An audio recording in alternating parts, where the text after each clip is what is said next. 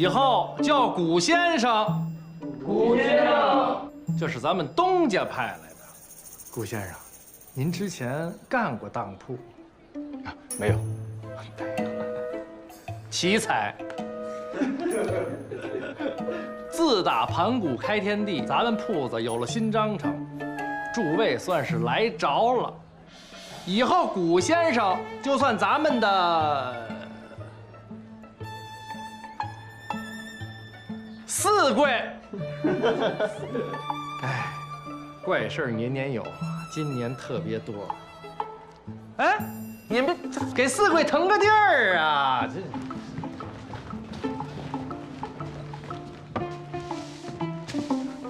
哎，四贵，你等一下。您再等一下。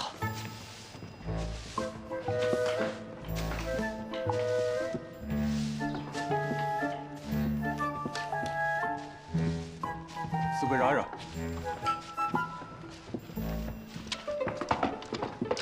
哎，四贵，你给让一下吧。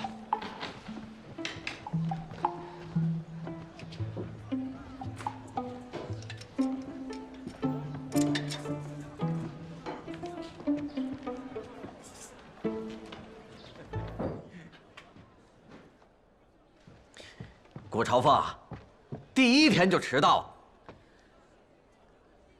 哎，你眼睛长头顶上了，蚂蚁戴龙头，装什么大牲口？你也是朝凤，我也是朝凤，何必说话这么难听呢？哼，那是，人家之前啊，一天当铺都没干过，就仗着是东家的人，眼睛里能夹咱吗？有什么需要我这个四贵帮忙的地方，随时吩咐啊。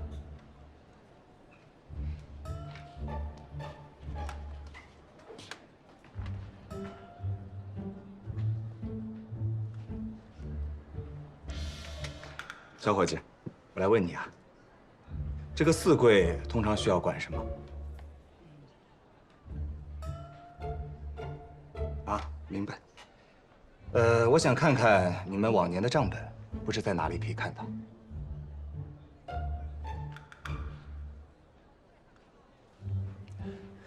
张不美在这儿，在楼上了。哦。来人，给老子把这东西当了！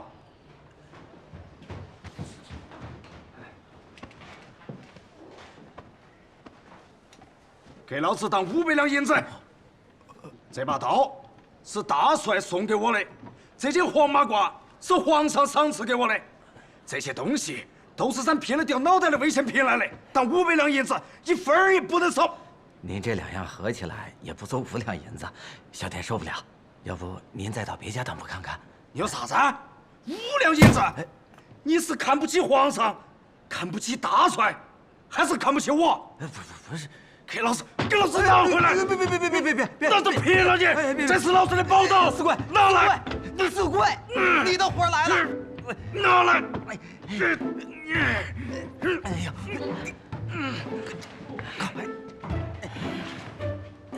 你来看，给老子看清楚！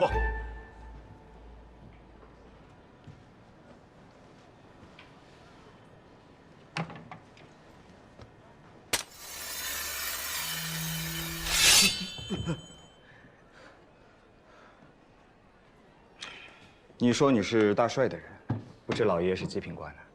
老子姓包，此次在山西吹响，蒙皇上的圣恩，是受一个2品的武职。啷个嘛？你想看下我的红顶子吗？素闻大帅麾下有2员猛将，鲍大人、塔大人，莫非您就是鲍清德鲍大人？久仰。他既不他红了。现在全国各地诸相都不接济，我军营头这些娃，半年都没得发军饷了，我没得办法才把这个当了。好给我包子样的兄弟，舌头上沾点油腥，如果有得罪，无怪。为大英雄能本色，不知鲍大人想当多少？当500两银子就够了。500两怎么够？太少了。啊！伙计，记上。哎，宝刀1把，御赐黄马褂1件。当银1000两。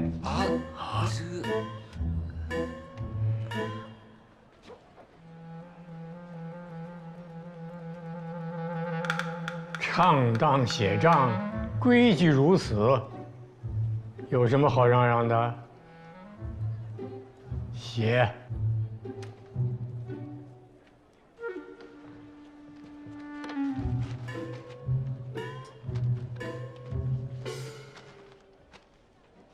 包大人，这都是4大横的银票，走遍天下都用的。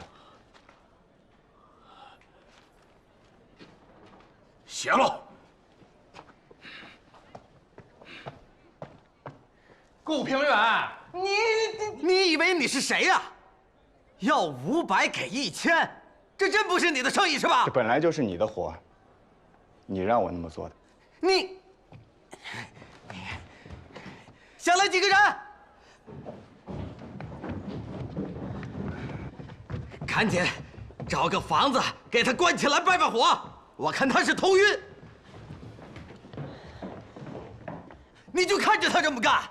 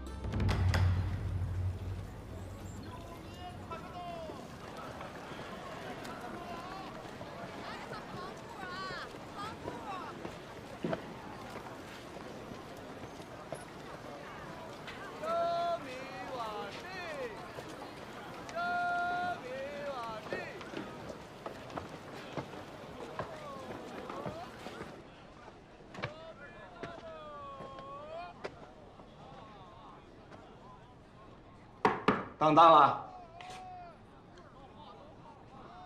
你们东家呢？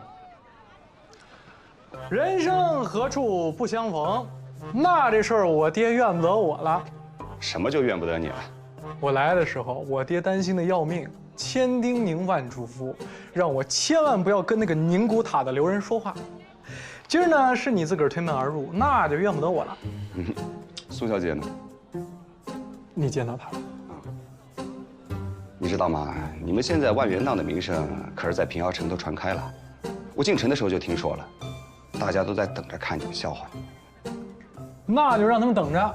这鬼都进不来的生意那么清闲，亏你也熬得住。听说你在招好的朝奉跟伙计，招到了吗？这些事儿啊，苏小姐在忙。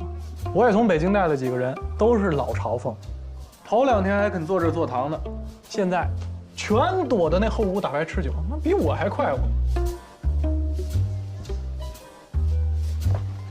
我听说你到太宇峰了呀？怎么，今儿是来刺探消息，还是让人给赶出来了呀？我自然是被人赶出来了。我这种大外行入不了他们的法眼，但我倒有些主意，莫不如咱们可以再联手一次。咱们联手，我们都是外行啊。乱拳打死老师傅，子曰：“焉知来者不如今呢？”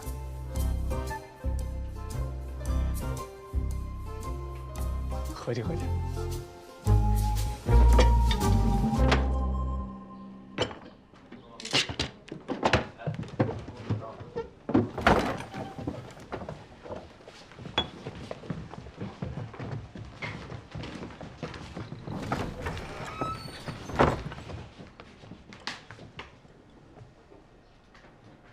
今天开板吧。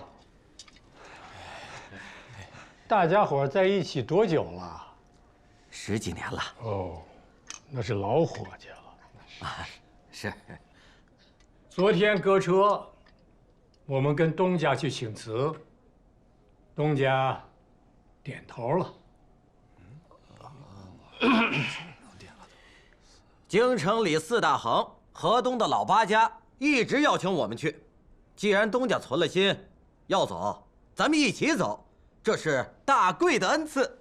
跟着大贵干没错，我就知道我们新人接手前，咱们好好干，别坏了大朝奉的名声。开板，做生意。那小子呢？没来？啊，您说的那个棒槌呀，怕是没脸来。派这么个大棒槌来开讲，不知道东家是不是傻？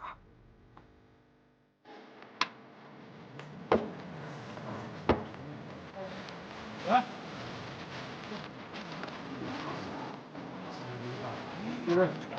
不思数不尽，学会一身坦荡，翻过尘缘旧账。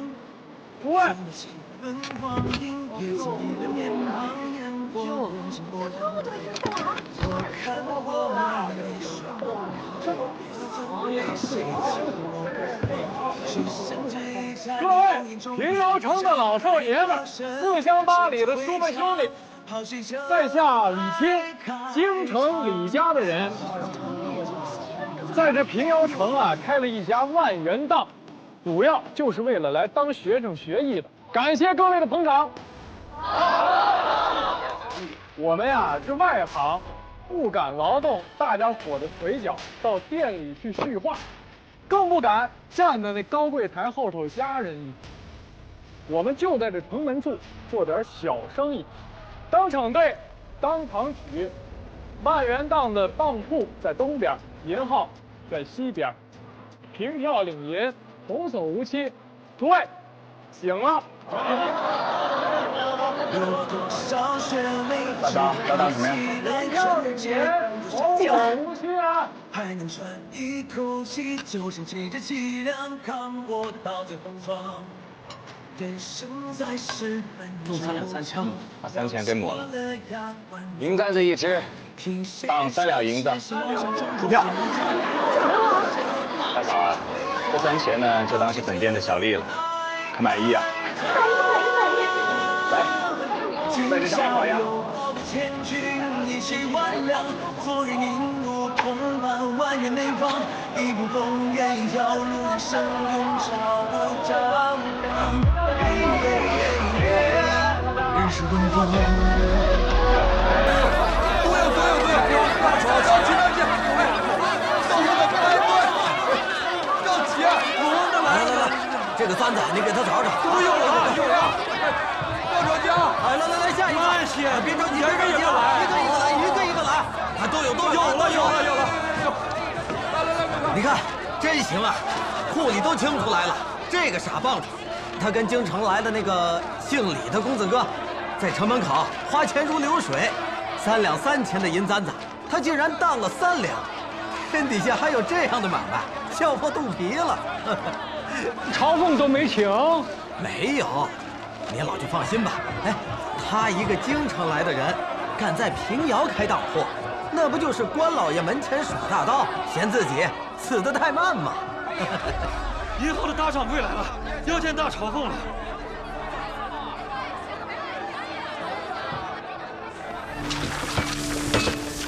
哟，你说祝朝奉啊，您在搞什么鬼啊？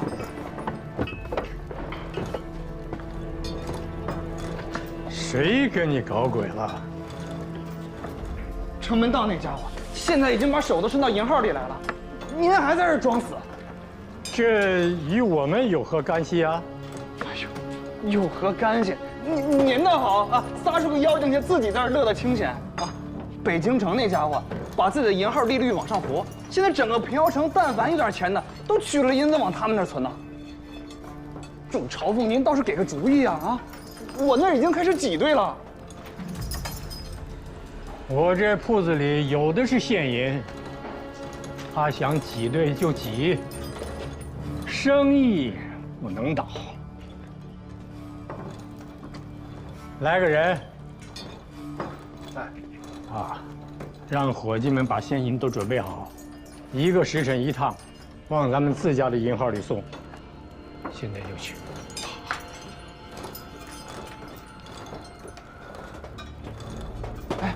祝朝奉，这万一不够怎么办啊？那2个棒槌可是把平遥的马蜂窝给捅了。其他银号都和我们一样，这纷纷取了钱往他们那儿送了。这要稍有不慎倒了一家，那可就闹笑话了。这让外行的把内行的给玩死了。哼，到这儿拼有钱了，他可是找错地方了。你放心，头寸不够了，我给你调。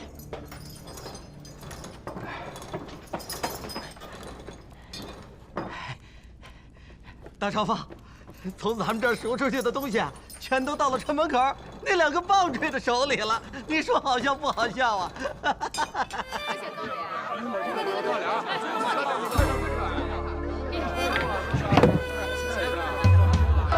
着急啊，一个一个来。称一下看看多贵。几天就挣下这么多？好，猪花3子1根，倒银5两。你的花钱大好了，在这画押，现银9钱3分。您在这儿画个10字就行。上好布匹1款，当银10两。随时能取。我店门口那个大银葫芦您看见了吗？我要是付不出来，您就拿斧子，明天把那银葫芦砍了扛走，我一声不吭。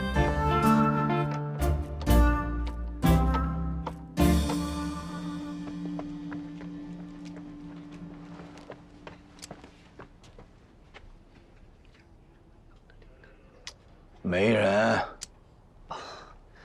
他们在城门口啊闹腾了1天，再闹下去啊，县老爷都要派兵把他们轰出去了，城门都关不上了。哎，我就纳闷了，这古平原到底是不是太尉峰的人呀？怎么还倒帮上外人了？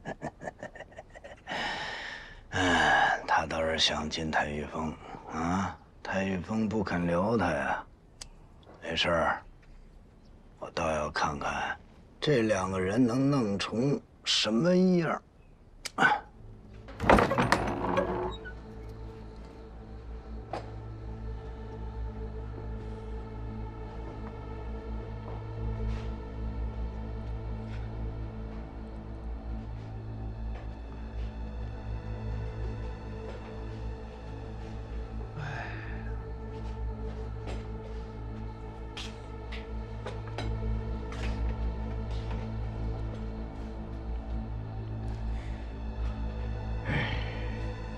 今天赎出去的东西超过好几年了，给您道喜了。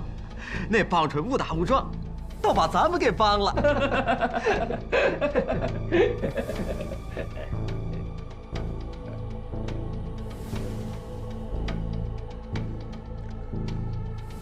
他不是棒槌，是催命符。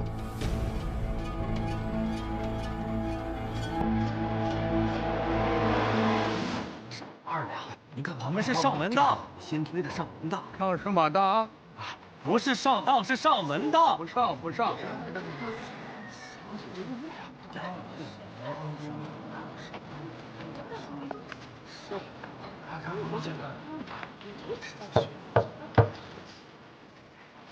来啦！啊，那你是？大姐您好，我是平遥城万元档的掌柜。我们现在推出了一个叫上门当的花样。您家里要有什么需要当的东西，不用出远门，就在村口找一位姓古的先生就行。现银和当票都已经给您备了。这是一本唐代祖师刺血写的《金刚经》，老衲想当50两银子，把去年着火的船房重新再修起来。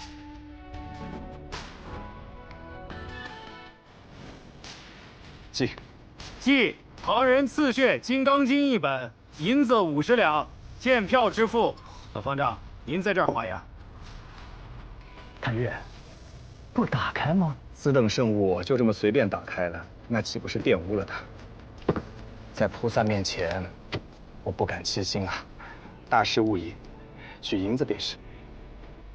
现在也没到交税的时间，再说家里有钱也不用买东西。是，您这钱要不花呀，您有当的东西，当完之后可以就手存入我们的银号。我们的银号是3分利，比平遥城内的高1分半。而且您存的东西越多，这利润就越高，童叟无欺。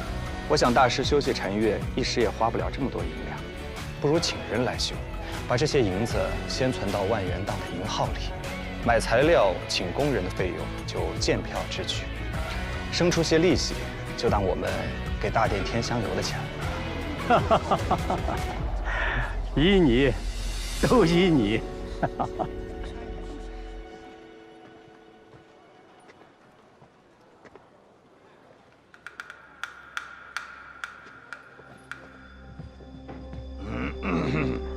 东家，东家来了。东家好。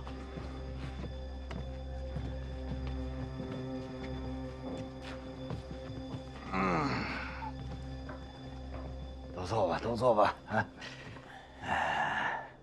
今天叫我来，找我什么事儿啊？是不是又想搁车呀？马上就走？东家，你别取笑我们了，我们要走这事儿没了。对，这事儿就没了，随风去了。是。今天呢，我们请东家来，是想问问那个小伙子呀，我们也不知道他和东家有什么来往，可是他这么一闹啊，激起了平遥城的公愤呐。我们不能不先给东家您说一声。那个棒，他坏了规矩。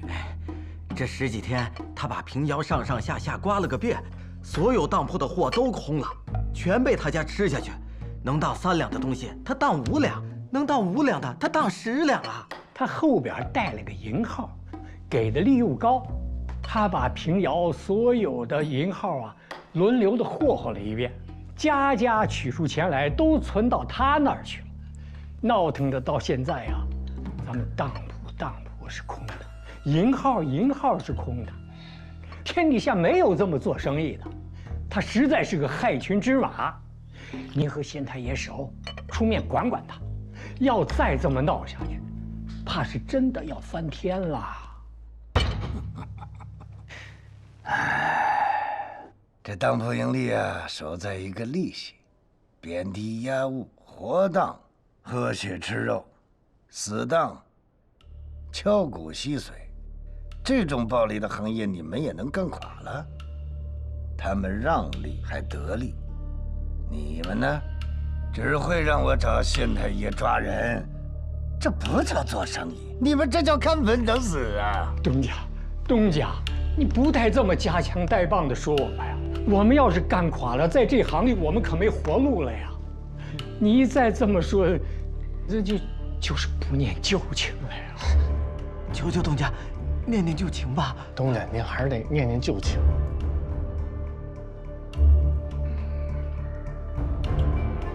念旧情。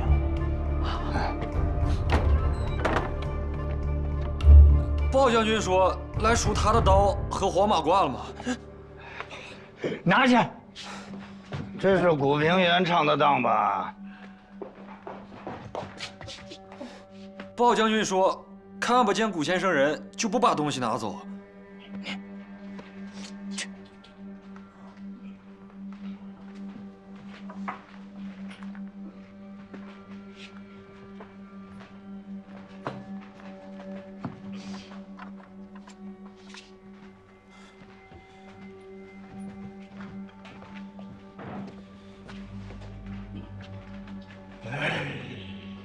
打了一辈子鹰，反倒被鹰叼了眼睛。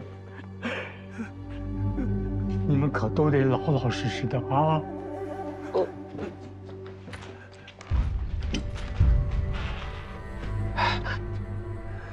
段爷，他现在去万元档找古平原了。你们知道他是谁吗？他就是大清的第1勇士，豹子营的主帅鲍清德将军。人家这次来就是为了专门酬谢古先生的。他把平遥城所有的鞋响都给了万元档的营号。这笔钱，连巡抚衙门都不敢多问一句。看来这李百万啊，确确实实是在平遥城扎下根儿了。他得感谢你们仨呀。东家，这不是我们的本意呀！哎，别！我才不管你们什么本意不本意的。哼，是你们仨把人家给撵出去，事情就是这样的结果。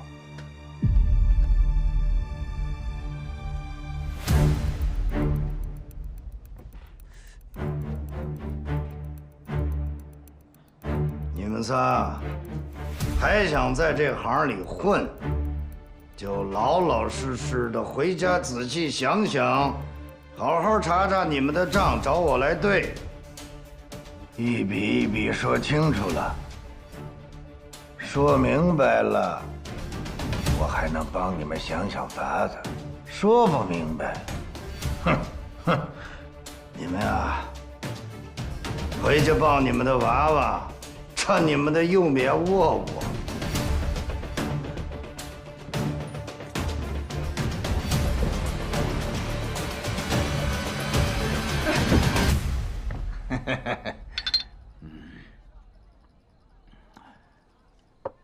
青石板上砸黄豆，硬碰硬嗦。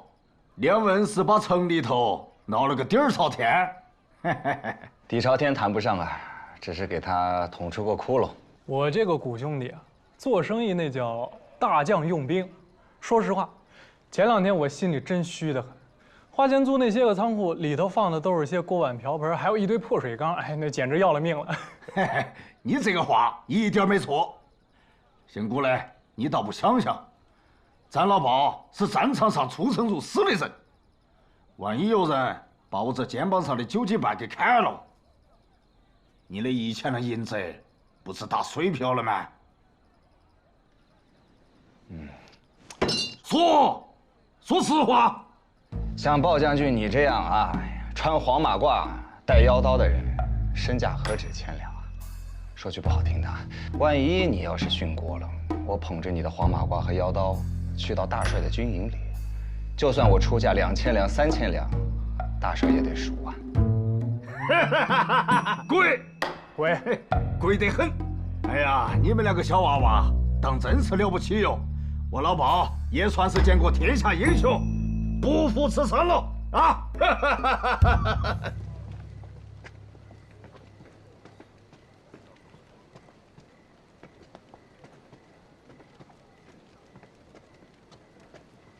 哎呀，你说，咱们这么一搅和，把平遥城捅了个窟窿，你是不是就能脱困了？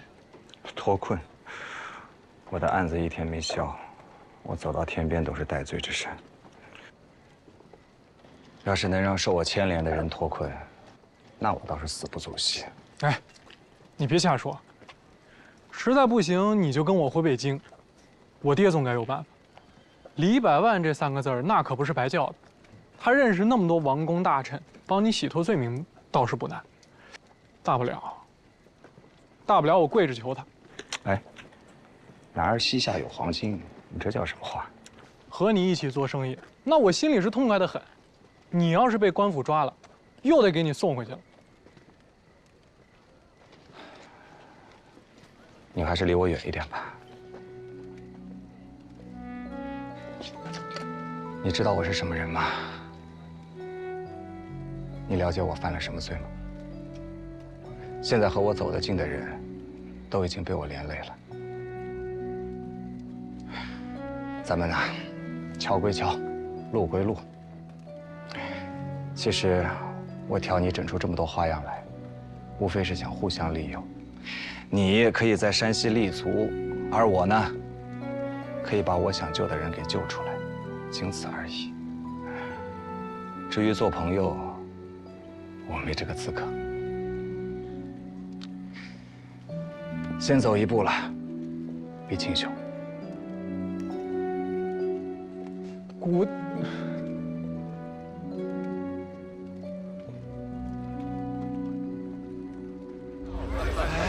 你看吧，他又给我花了掌柜了。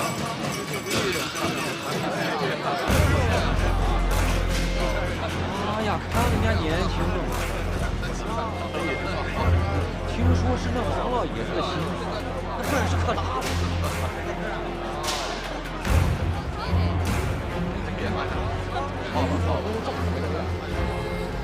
本号东家，请迎掌柜先生，请掌柜落座。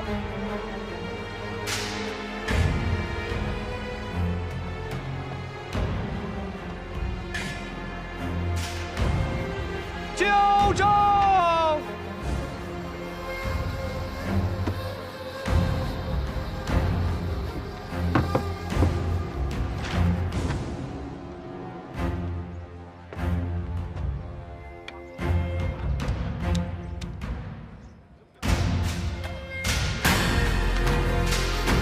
掌柜的看账了。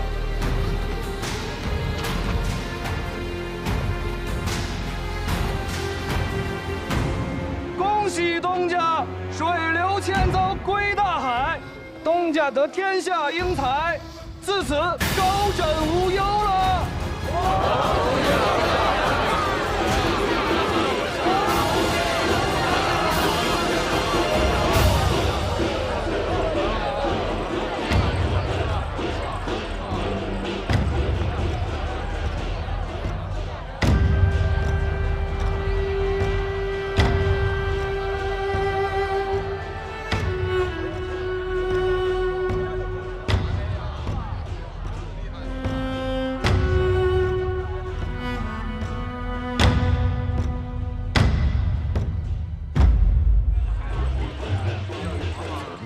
外约到这个理由，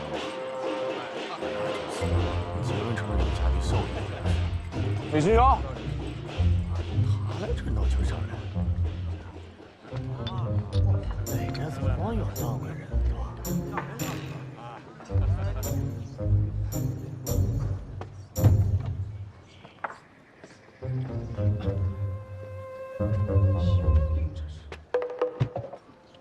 未及道喜，恕罪恕罪。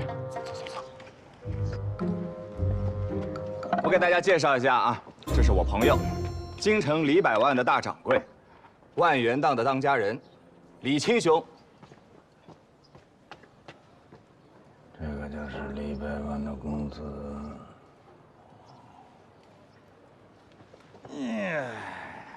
掌柜的，来了贵客也不给引荐一下啊？这是万元档的当家人李清雄，这是我的东家王先生。王老爷子，久仰久仰。哎呀，不敢不敢，在下王天贵也不老，可是一表人才呀！啊，听说就是你，把我的当铺和票号搞得入不敷出，把整个平遥城搞得七荤八素的那个年轻人呐！小子，瞧瞧瞧瞧。瞧瞧这些人，恨不得一口口把你给吃了。王老爷子，不敢不敢，我不过求一个立足之地，我就是来当学生学艺的。好一个学艺！成了，你今天把这个凳子搬过来，在平遥城就有你一席之地了。啊！不过你要记住了，那些小把戏是不是该收一收了？这个自然。得罪诸位勿怪啊，学生我见礼了。从今以后那些胡闹的把戏，依王老爷子的话，全都收了。吃好喝好，不够再加。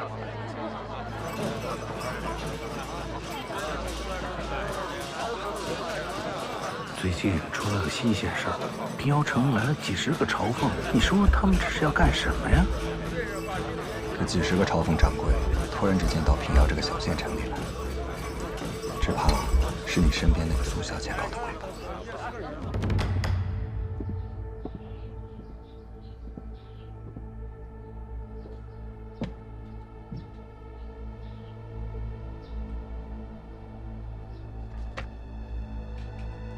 今天能把各位请到平遥城来，是我的荣幸。在座的都是山西地面上最老的当铺朝奉、票号管家，等闲都不愿出门半步。且敬此杯。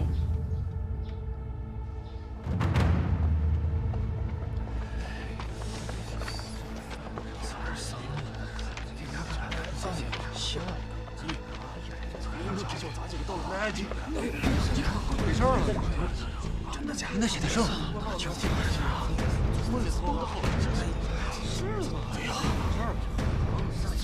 你们肯来，我是给够了钱的。要问这是多大的买卖，这买卖自然大。做买卖，有人谋的是财，有人谋的是名，我谋的是国。我从南边来，这屋里头啊，有一个算一个，通敌的罪是谁也跑不了了。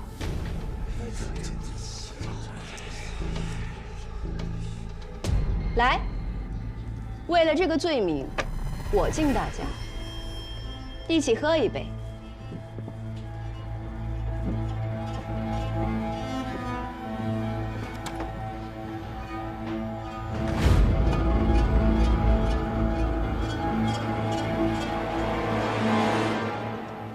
兄弟，这个女人不简单，离她远一点，不然祸迹满门。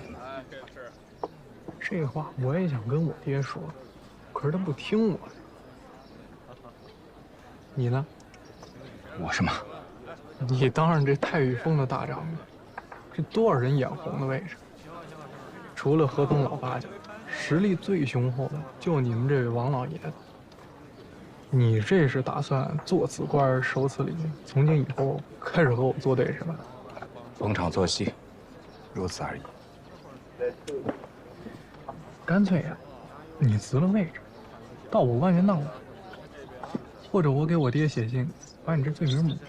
反正你在这儿做一天掌柜，我心里就不舒服一天。万元档不想有你这么个敌人，我也不希望有你这么个敌人。你的美意我心领了，只是眼下还有事情没做完。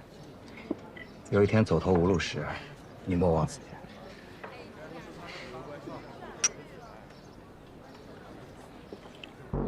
天下两分，义军已占一半，江南一带最是富庶。可这些年仗打下来，起起落落，连南京城里的票号当铺都荡然无存了。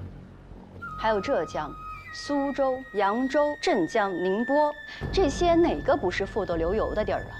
现今一片空白。义军有意整顿江南财政，让商旅流通。可那些做票号当铺的人才死走奔逃，一时间也找不到许多，所以请了大家伙来。你们当中愿意去南边讨一份生活的，我可以帮各位，把家小都送去南京，安置妥当，万无一失。到了那边啊，大家可以选好的商铺，趁手的伙计，重启票号，自己当老板。早期的钱由义军出，子孙也可以在南边考取做官，干得好的还能弄个爵位。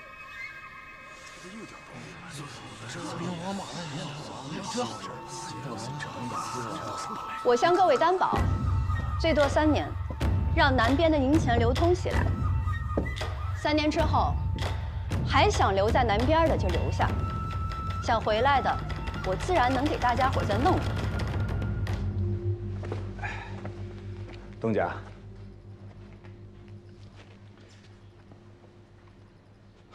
得罪了。你这个太玉峰的大掌柜，做的滋味如何？哼，我这身份朝不保夕，东家让我演什么，我就演什么呗。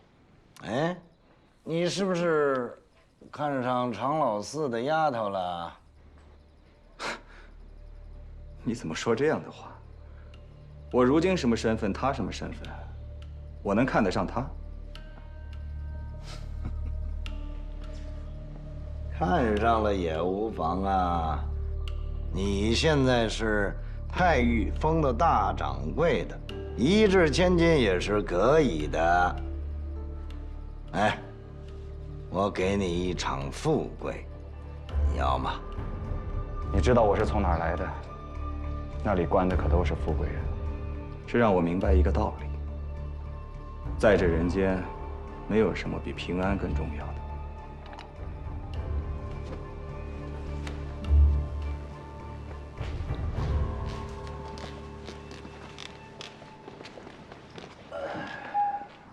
10日之后，老八家代表赴晋阳山庄。这老八家里边有一个老康家，丢失了王爷的军队辎重，朝廷震怒，这回一定要办了他。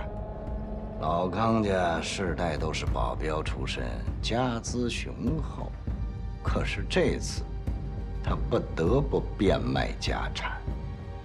你以为卖的是家产吗？那卖的是字号。我明白东家的意思了。东家的意思是要血拼，买下康家，拼进老八家，在闯王宝藏上也插上一脚。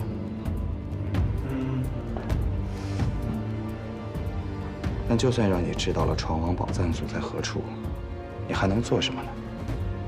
毕竟那宝藏是由老八家共同掌管。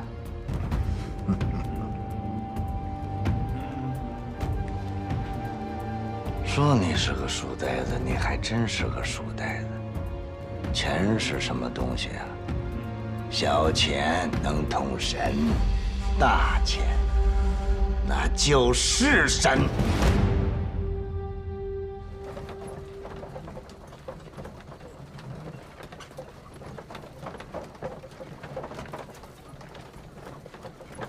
玉儿姑娘，哎，去哪啊？别碰我！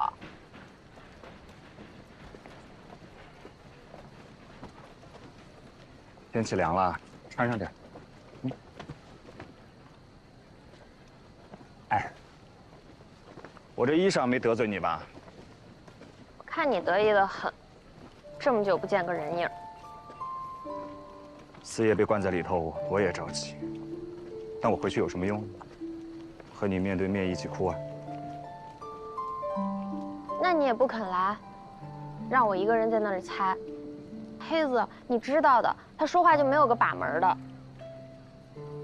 我看你喝得醉醺醺的，一点不像要哭的样子。怎么？说在你心中，我是个贪图富贵的人？你以为我想流落他乡？你以为我想当这个任人摆布的掌柜啊？平遥怎是他乡？我便是生在这儿的。我的意思是，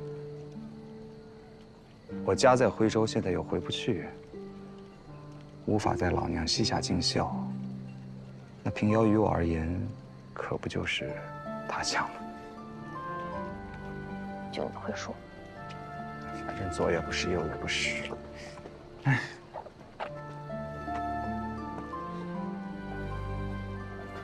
要被你气糊涂了。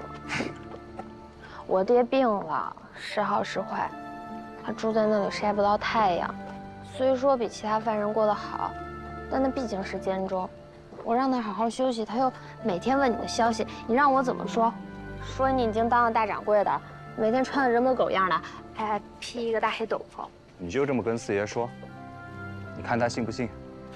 倒是你，别成天听那些是是非非。那些都是逢场作戏，傻子才会信的。我才不是傻子呢！别看我这么骂你，其实我根本就不信。我跟黑子讲，你若是贪图富贵的人，当初留在草原便是。我就是心里焦急得很。好了，别说傻话了。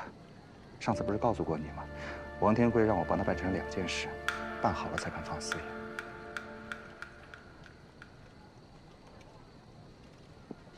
楼上有人。你来来回回就这几句，姓古的滚你的吧！什么人？哎，天这么冷，你自个儿留着穿，好长命百岁。这个不识好歹的玩意儿，滚吧！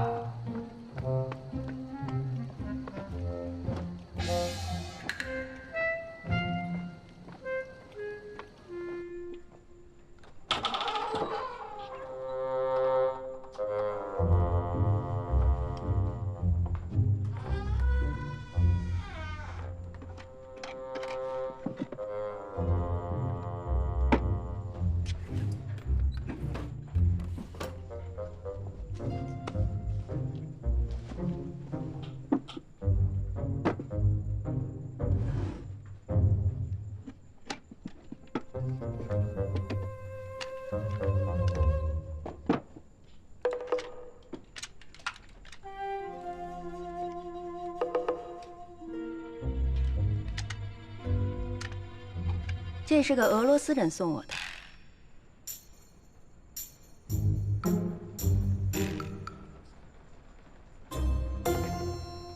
这什么这个那个的呀？你个大少爷干这种贼活，一点也不懂行。大户人进来都做半天了，竟然没发现。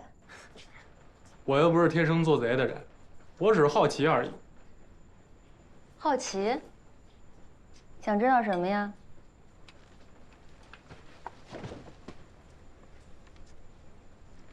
是你把那几十个人弄过去的，弄到长江以南。你真的是造反的人呀！这你不都知道吗？还问？那我爹还这样听你的话，不知道跟你这样的人打交道，全家都会砍头啊！这话说的真好，果然是个孝子啊！你爹为什么要听我的？你难道不该问你爹吗？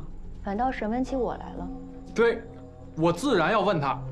不过我先问问你，你肯定知道。我自然知道。但是你爹不让我告诉你呀，说你是个小孩呢。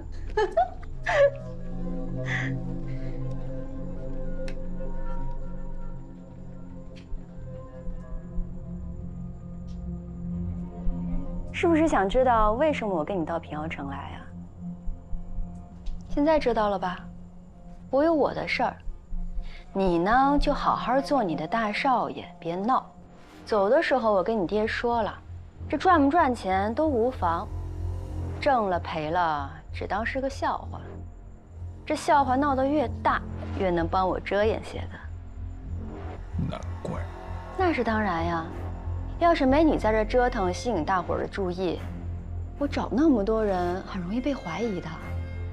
说起来，你可是个大功臣呢，有机会去南边，自然好好赏你。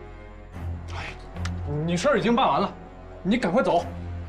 我爹他家财万贯的，就算欠你什么人情，现在应该也已经还清了。走。你这小孩说话真逗，我是不可能放过你爹的。现在我连你我也不放过。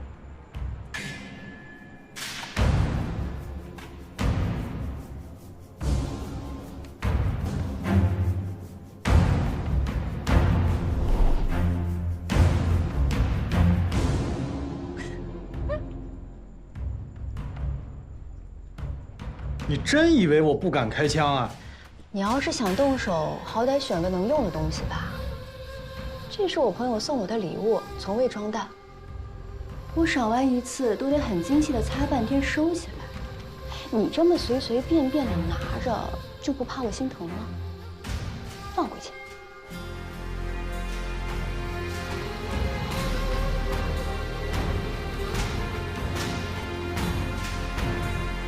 说了你也不听，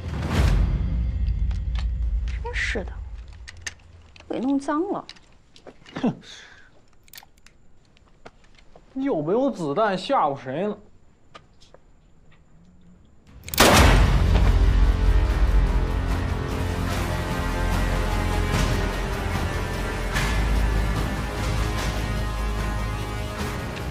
以后再进我屋，这一枪就打在你脑门上。出去吧。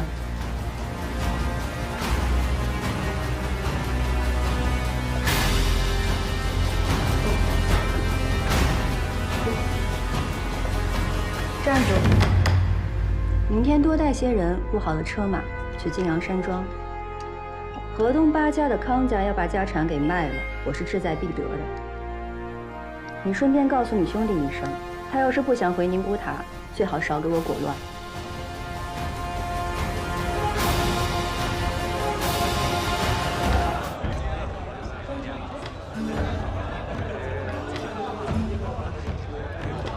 哎，虎兄，来。苏小姐，早就该来拜会苏小姐了，今日方才遇见。古先生拜会我什么？你把山西闹出这么大动静，我心里佩服得很呐。若不是古先生想出这些花花点子，把平遥赋上面搞得上吐下泻的，我还腾不出手来做这些事儿。话说来，我得谢谢您。先坐啊，坐下说。王天贵这一次势在必得，你要想买的话，让我一让。咱们是兄弟，我让你自然是的，可买的人是他。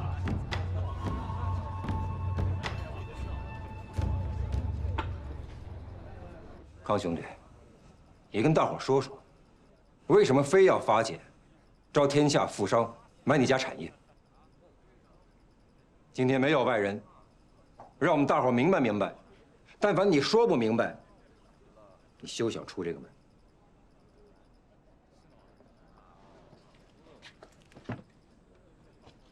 外边都谣传，我们老八家守着闯王宝藏，这些话传的是越来越神了。朝廷现在拿眼睛盯着咱们，南边打仗军费掏不出来，我们家这次运的是王爷的辎重，莫名其妙一把大火全给烧了。对方这是盯着我们家有多少家产啊！我要是不声不响用你们的钱把它还上了，那朝廷的怀疑可就坐实了。诸位，如果今天我康家不破产，那咱们老八家以后可就真没了。朝廷非得对我们下狠手不可，不如我这么狠心一卖，回家看孩子种地来的痛快。你们说是不是？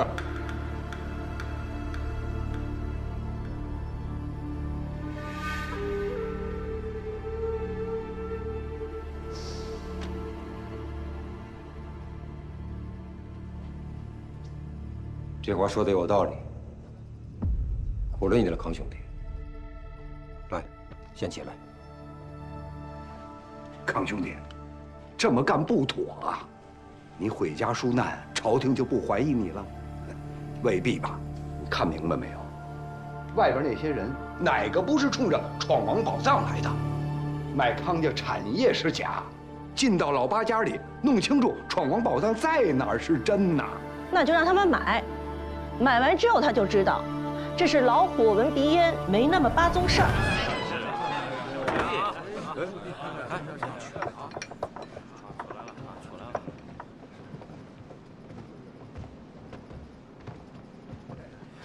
郑大爷，郑大奶奶，哎，李掌柜，李掌柜啊，李掌柜啊，哎，来了来了，哎，来了。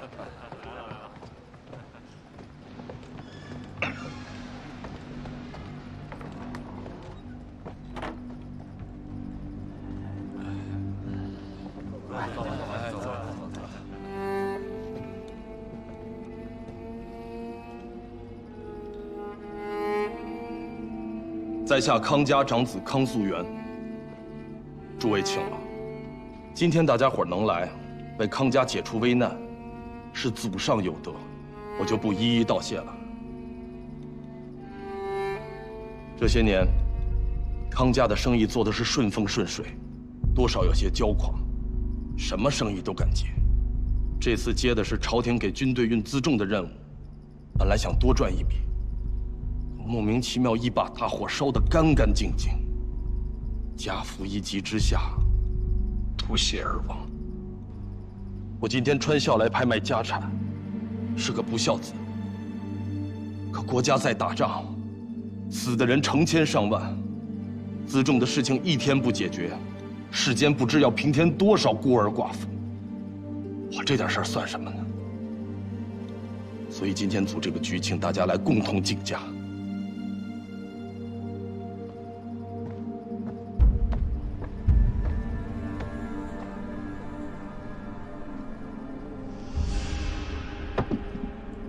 这些是康家所有的田地、房屋、商铺，从山西到陕西，南下至四川，大约有4万亩良田，217家商铺，还有3间大酒楼，产业都在此。如果有质疑的，请上前查看。有了这些产业，还不如去借钱。难道老八家会坐视不管吗？大奶奶，让我一句。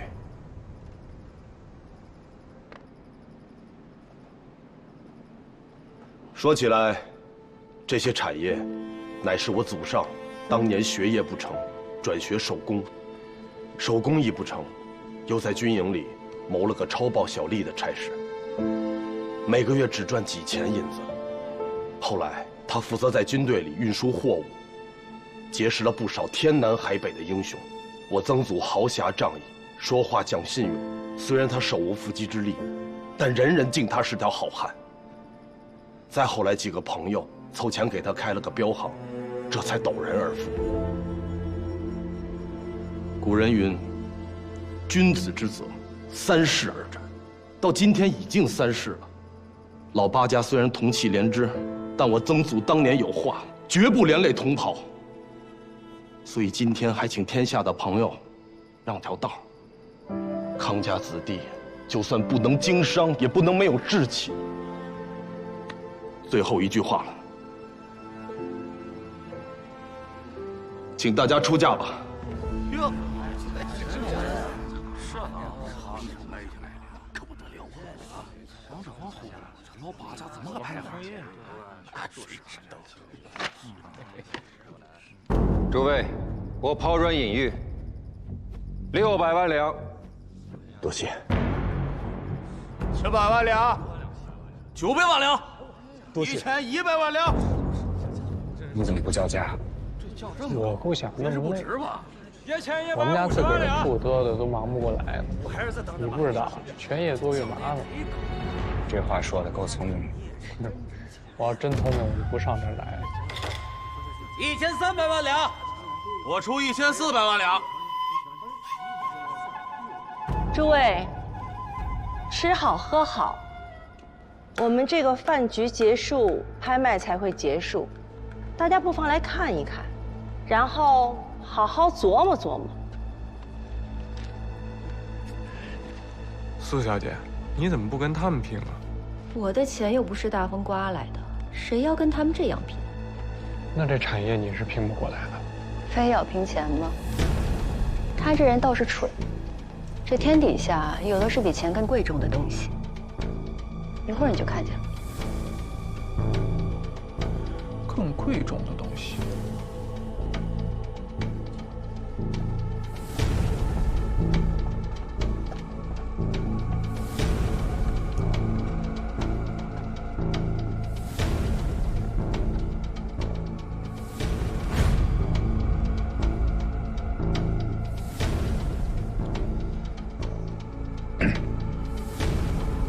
恭喜你啊！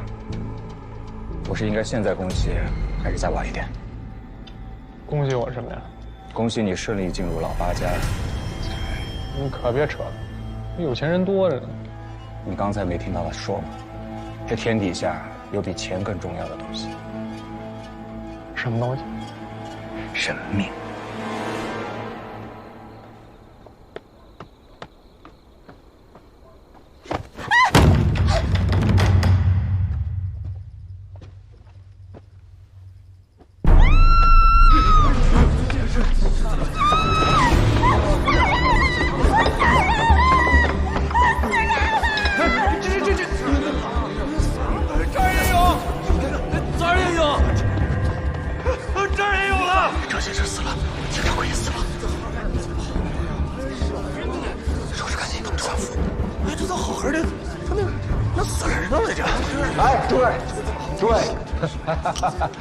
哎，稍安勿躁啊！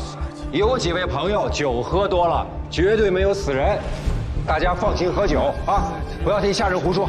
请。喝酒。赶紧定吧，埋的没埋的，定完我们走了。马上定。来，喝酒。出什么事儿了？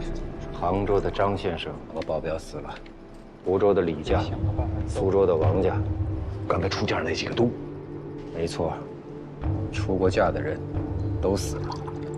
哼，他是从南边过来的，我觉得他肯定会牵连我们家，咱得想出来跟他斗一斗。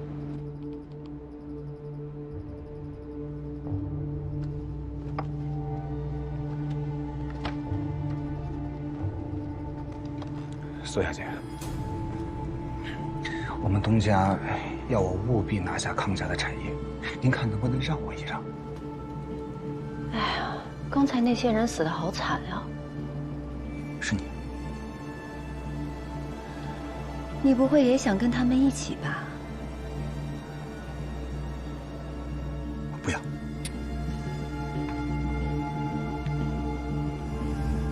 我看这是有人想逼死我们老八家，想一个子儿都不出，就把产业拿走。是江湖上的朋友干的吗？我看未必。江湖上的朋友哪有这么大的势力呀？咱们以静制动，让他自己跳出来。死人！就是有死人！你赶快给我镇定诸位，今天我变卖康家的家产，真的不知道为什么死人。你这个短途的买卖，我们也没有必要再做了。走！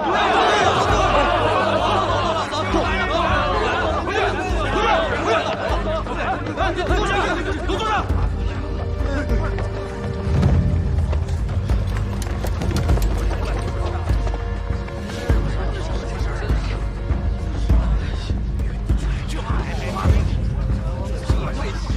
奉王爷令，今天喝酒的各位一个都不能走。康家的产业卖不掉，军队的辎重解决不了，你们就等着陪葬吧。都坐下，继续干。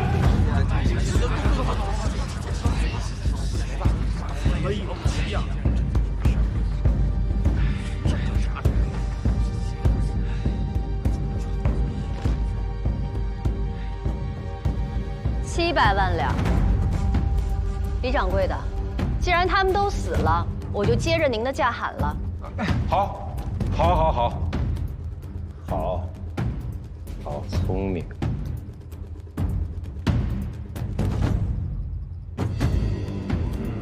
800万两，1000万两。这位小哥面生的很啊。你认识他就行，不面生吧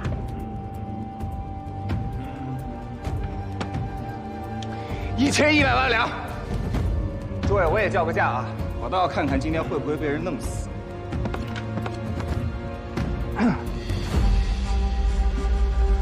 1400万两，1500万两。反正你交多少，我就比你多加100万两。诸位得罪了啊！今天我是势在必得。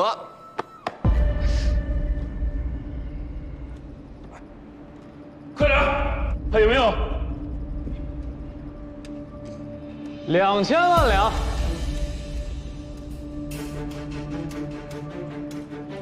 怎么？京城李百万家的不够格吗？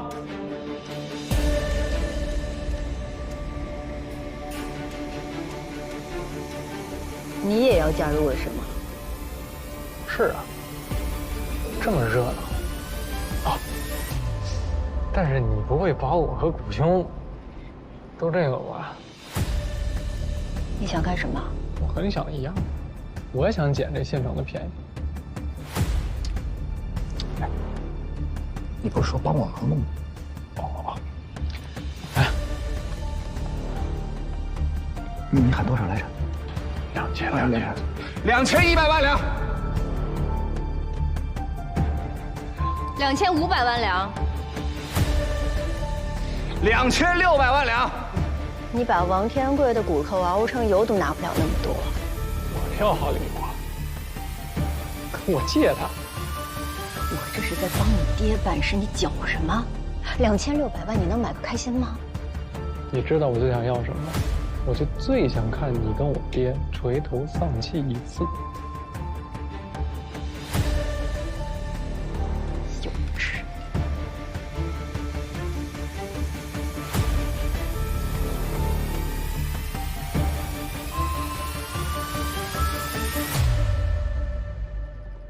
古兄弟是吧？请过来这边。诸位，如果没有什么疑义的话，那康家的产业就属于太玉峰了。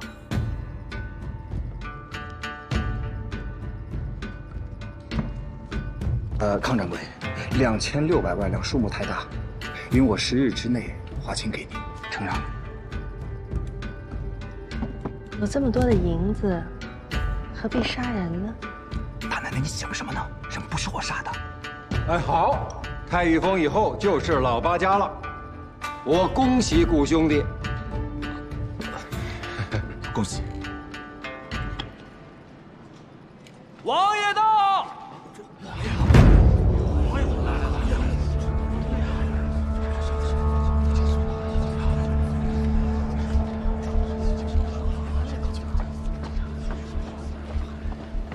王爷，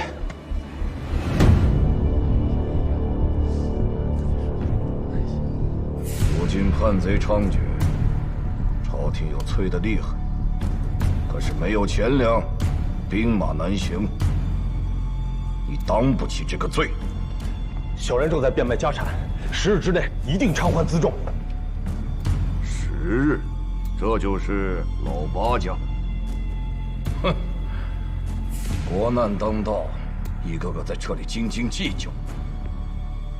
朝廷说我心慈手软，那我也没有办法，都一起锁了吧，好歹也有个交代。哥，拿下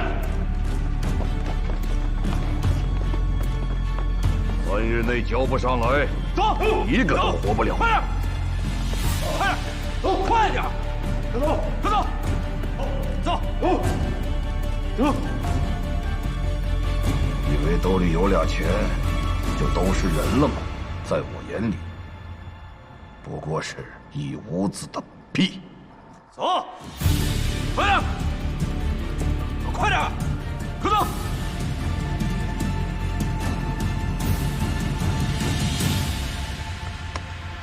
怎么样？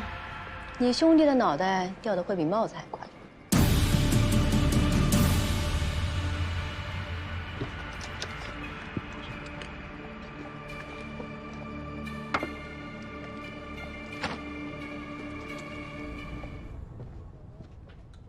哎，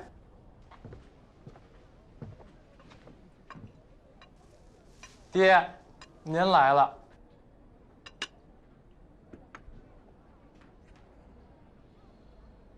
得嘞，全看老爷子您了。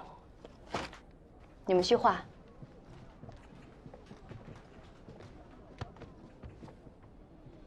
你天天跟那个刘范混在一起干什么？哎，我们俩事儿您都知道了。我们俩一起弄了一个城门档和上门档，把这平遥城颠倒了个个儿，实在是痛快的很。你痛快了？窝藏包庇刘范的罪名谁来背？那轮不着您来背，您就放心吧。您就告诉我，您到这儿到底是来干嘛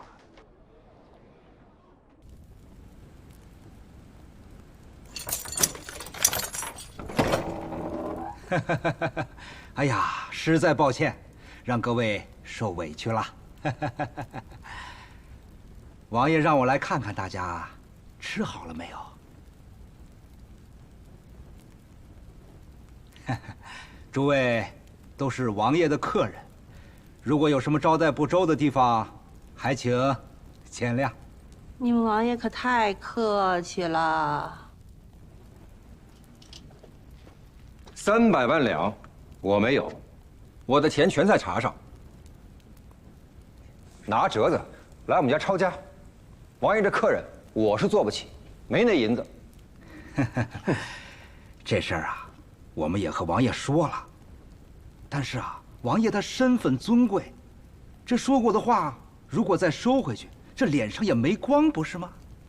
这票号里的钱都是山西老百姓的，要一下子全拿出来，那百姓怎么活啊？朝廷已经把江南给弄丢了，现在是想让山西也大乱吗？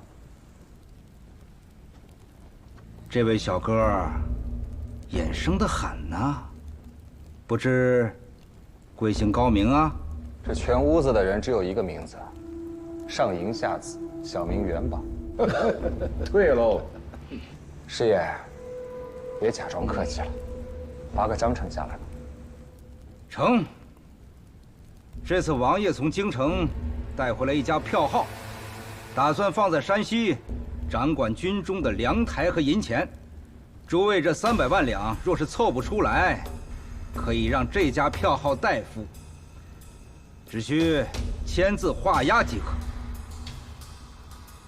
至于这什么时候偿还，你们自行商议即可。强盗，这怪事年年有，今年特别多。平遥城开了个万元档，说是京城里100万他儿子开的，现在又来一个大票号，嚯！我老八家2400万两银子他都有，怎么就这么有钱呢？莫不是会喘气儿的财神爷到了？回晋大奶奶，这家票号就是李万堂李老爷家的，叫太平号。如果诸位认可这笔账，肯签字画押，我向大家保证，即刻便放大家回去。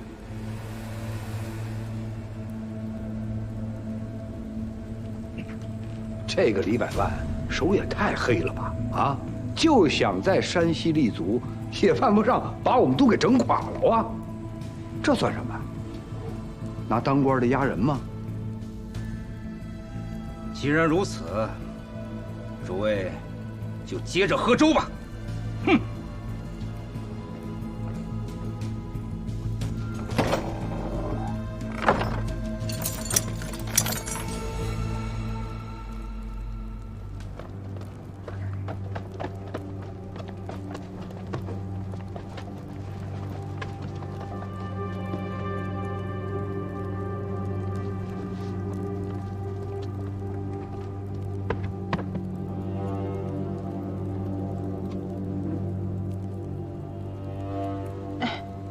是王爷要来了吗？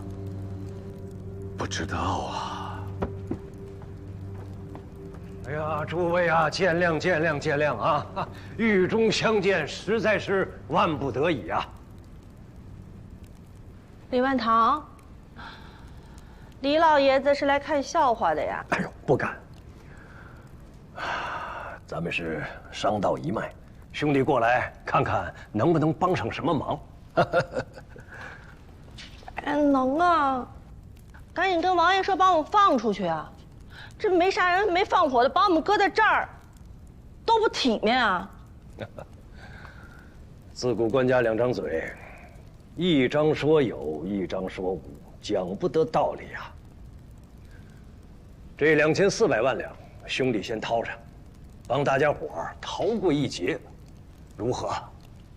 好大的排场！这大清国1年也就这么点钱，你到底想干什么呀？时局不好啊，大奶奶。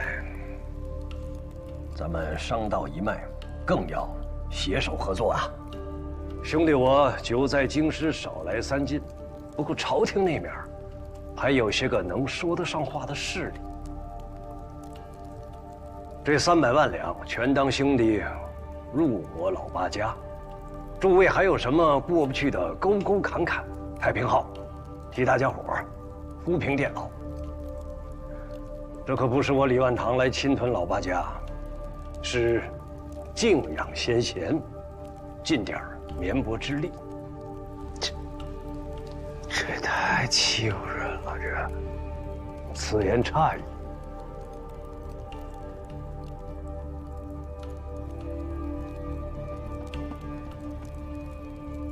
好，如果诸位不同意的话，我回京师便是。好，好。可是军情如火啊，王爷又是个炮仗脾气。我来的时候，王爷说了，这老八家掌握着闯王的宝藏，怎么连点血都不肯放呢？实在可恶。闯王宝藏。咱们山西的娃娃从小就知道这故事，是不是？对，这你也相信啊？你来这里不也是为了闯王宝藏吗？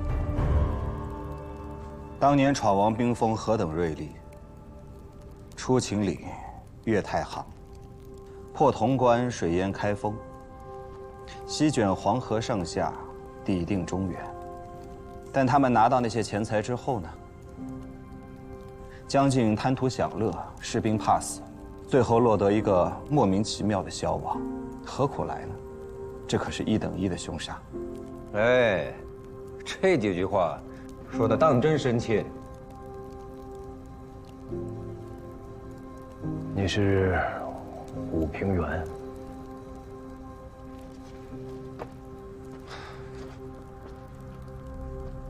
正是。我经常听小儿提到你。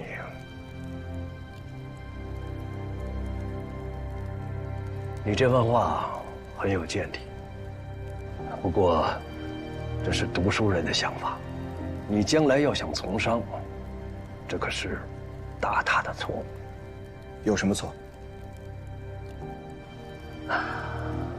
金银钱财乃是天下人的公器，并无善恶是非。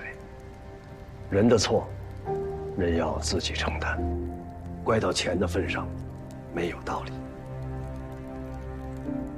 天下无不可用之钱，无不可用之人。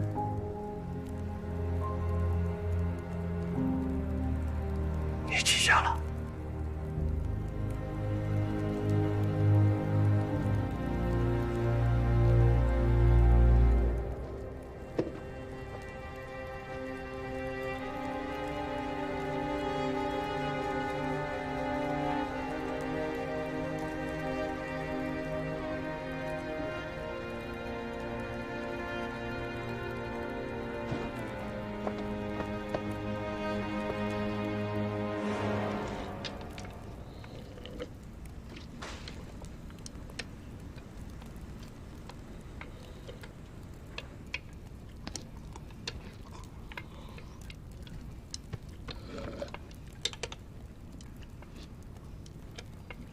胖兄弟，你说你好不样的，怎么能把军队的辎重给烧了呢？你说，那是我想烧啊，我就没想接，还不是地方官强压给我的。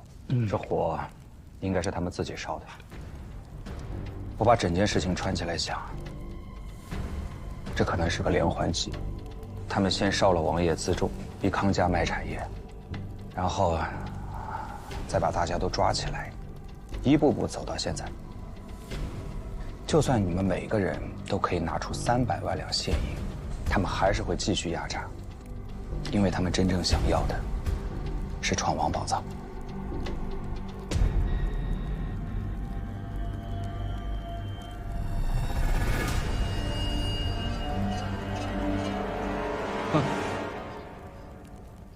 天底下的人怎么那么爱说妄语啊？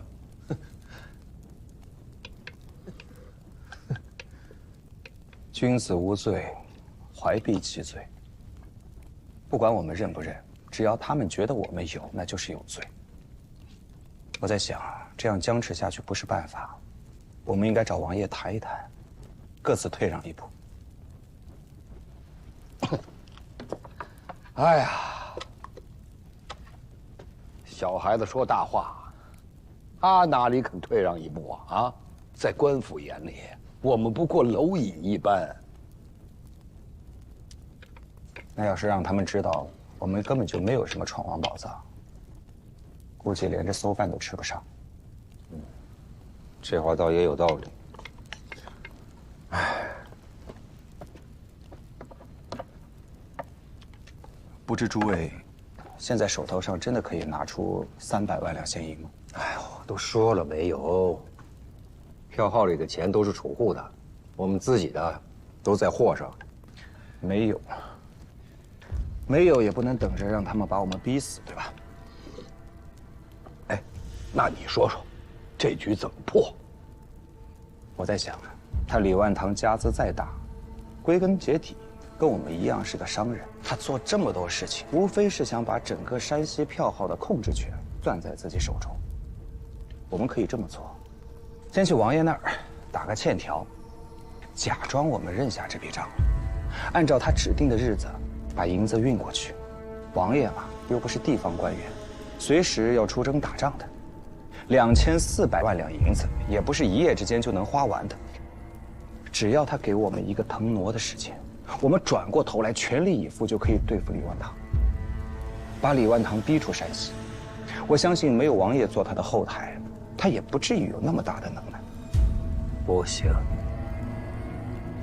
我们八家认账容易，那李万堂又不是小孩子，那有的是方法。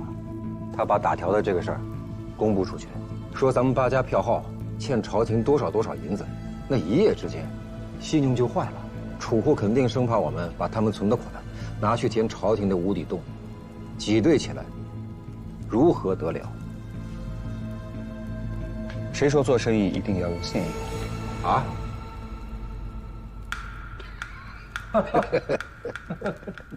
兄弟，你馊饭吃多了吧？脑浆子都馊了。大奶奶，我们现在都身无分文，但是我想和你做一个10万两的生意，可不可以啊？就好比说吧，你手上这个碗，它就价值10万两，我想要。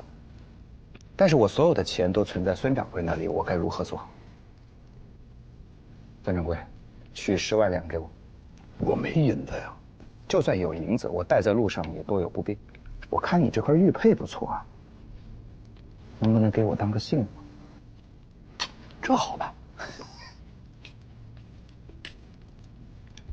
大奶奶，孙掌柜说了，你只要看到此信物，就能知道10万两银子已经入了你的账了。凭此信物，我可不可以现在把这个碗给拿走了？这是之前说好了的吗？在真正做交易的时候，我们需要一张契约，这样八家就可以空对空的出账入账，完全不需要现银子倒来倒去。如果真的遇到挤兑了，八家合一家，应付起来应该绰绰有余。而八家分开，各自凭借其信用为对方做担保，往来账目需要留下证据，方便年底核算。只要这个生意是在八家之内，一张字条就可抵得上100万金银。您觉得这个法子如何？那万一有一家违反规定怎么办？万一有一家被挤兑，其他人不知情，头寸调度不灵怎么办？还有啊，万一8家同时遭到挤兑怎么办？我们可以设立一个总柜，每天确认头寸，并对外宣称8家联盟，这样即使挤兑起来，也不至于遍地开花。可能有1家2家受难，但应付起来应该不至于太过困难。好，真的是好。如果早想到这个主意的话，这李百万休想在山西立足，而且也不会被外人钻了空子。那这个总柜谁来当啊？让我试试怎么样？哎呀，反正是做戏的，只是为了应付眼下的困难。当然了，如果你们觉得我是自己人的话，这几天一锅里吃馊饭的，你当然是自己人了，是我们8家之内的人。我看让他进来也不是坏事啊。好，这个总柜你来当，你出的主意，你做给大家看看。诸位有意见吗？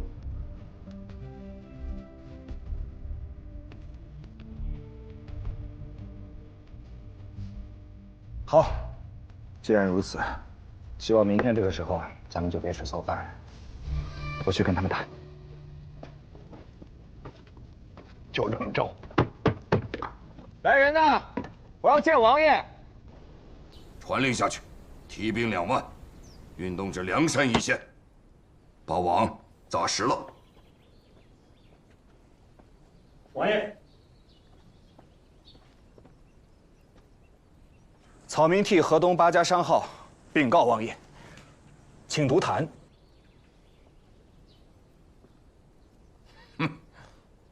独谈？就凭你？草民自然是不配，但不知道现银子配不配？